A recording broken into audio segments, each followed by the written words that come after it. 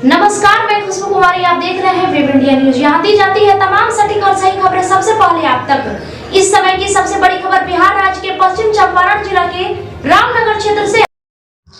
Welcome back, मैं rice और आप देख रहे हैं वेब इंडिया न्यूज। जैसे कि आपको पता है कि परिवर्तन संसार का नियम है, चाहे वह राजनीतिक क्षेत्र में हो या सामाजिक क्षेत्र में हो, चाहे किसी भी दृष्टिकोण से देखें, लेकिन कब और अगर वो सकारात्मक हो तब मानव के लिए सही होता है। इसी बीच में अभी राजनीतिक रूप से पश्चिमी चंपारण जिले में मैं आया हूं और हमारे साथ जेडीयू की तरफ से एक नई एमएलसी जो जीती हुई है, जिनका नाम है शिवरानी देवी, और अभी हमारे साथ जुड़ी हुई है। हालांकि इनका राजनीतिक करियर काफी ओल्ड रहा है और कहीं ना कहीं इनका संघर्ष को देखकर पार्टी ने इस बार मौका दिया हुआ है, क्योंकि पार्टी का भी यह सोच है कि भैया कि चाहे वो जड़ का हो नेता, चाहे वो ऊपर का नेता हो, जिस व्यक्ति के पास अपॉर्चुनिटी है, हुनर है, उसको जनता का सेवा करने का मौका दिया जाए।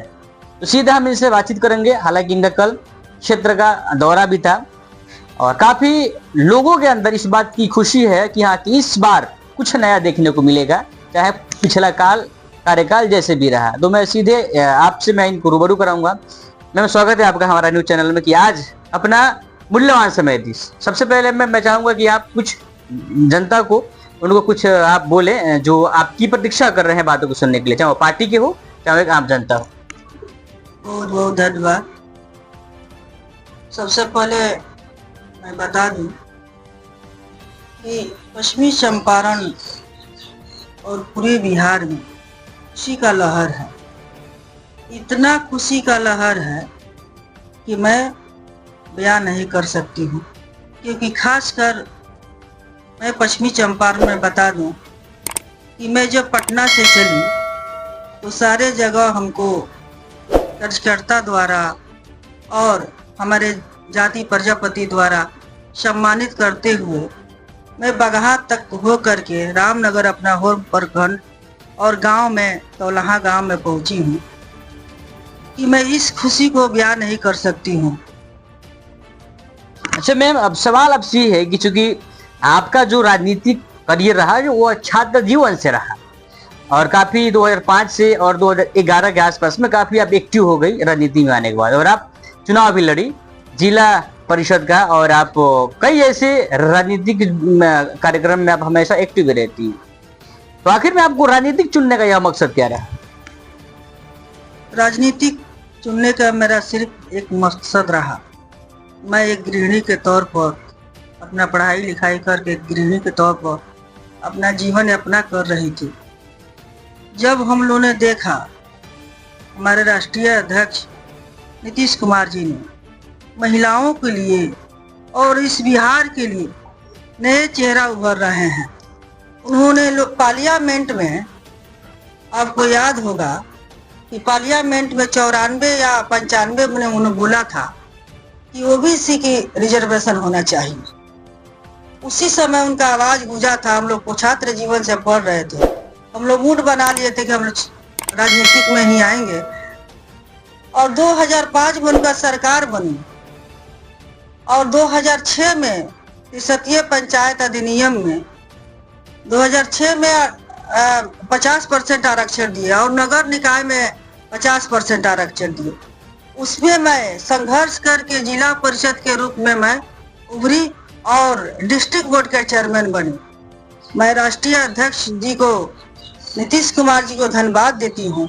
अगर उन्होंने रिजर्वेशन नहीं देता तो हमारे जैसे एक प्रजापति समाज की बेटी घर में दफन हो जाती और आगे का कोई उम्मीद नहीं था।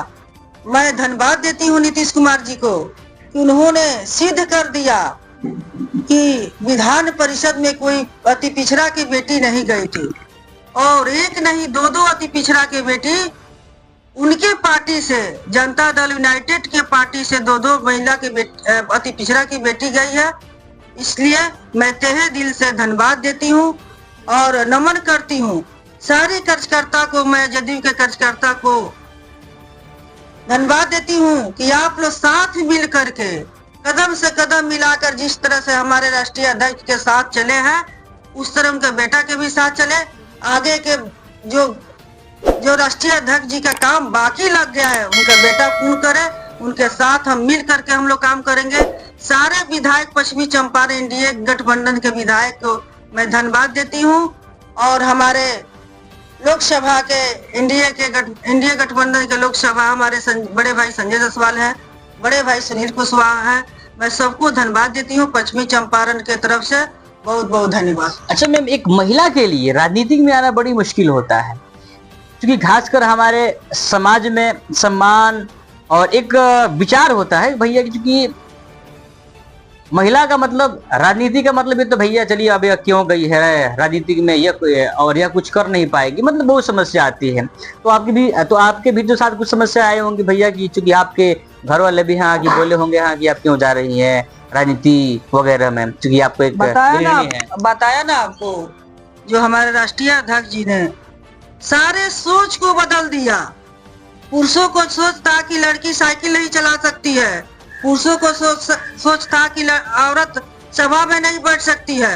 मैं धन्यवाद देती हूँ कि राष्ट्रीय अध्यक्ष जी को, नीतीश कुमार जी को, उन्होंने सारे सोच को धीरे धीरे धीरे अपने काम के बदौलत करते गए और पुरुषों के सोच बदला और उनके ही सारे पुरुषों को लोग आज विभिन्न पोस्टों पर महिलाएं सुशोभित कर रही हैं, नौकरी में सुशोभित कर रही हैं और सरकार का मेरा सपना था वो सपना पूरा हुआ, इसके लिए बहुत बहुत। अच्छा मैम, ये आपकी जो पहली विधान परिषद का जो सत्र होगा, जो बैठक होगी, उसमें इस पश्चिमी चंपारण जिला की कौन सी सबसे बड़ी ऐसी समस्या है जिसको आप रखिएगा?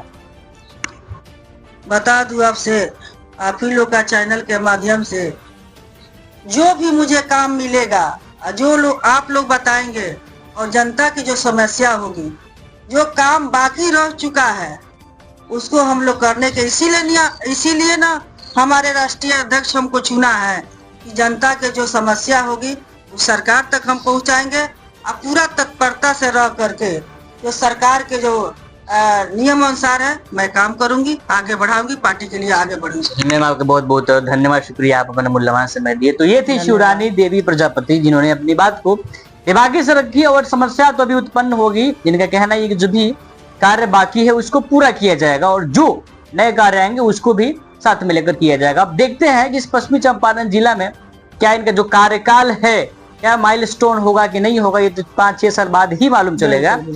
लेकिन वास्तव में कुछ न कुछ जरूर होगा, क्योंकि एक महिला यदि इस पद पर आई हुई है तो खासकर महिलाओं के हित में और भी काम होगा। चलिए फिर देखते हैं इसके बाद क्या क्या होता है। तब तक के लिए विजिट कीजिए हमारे चैनल, फिर मिलते हैं नए खबर के साथ। जय हिंद, जय भारत।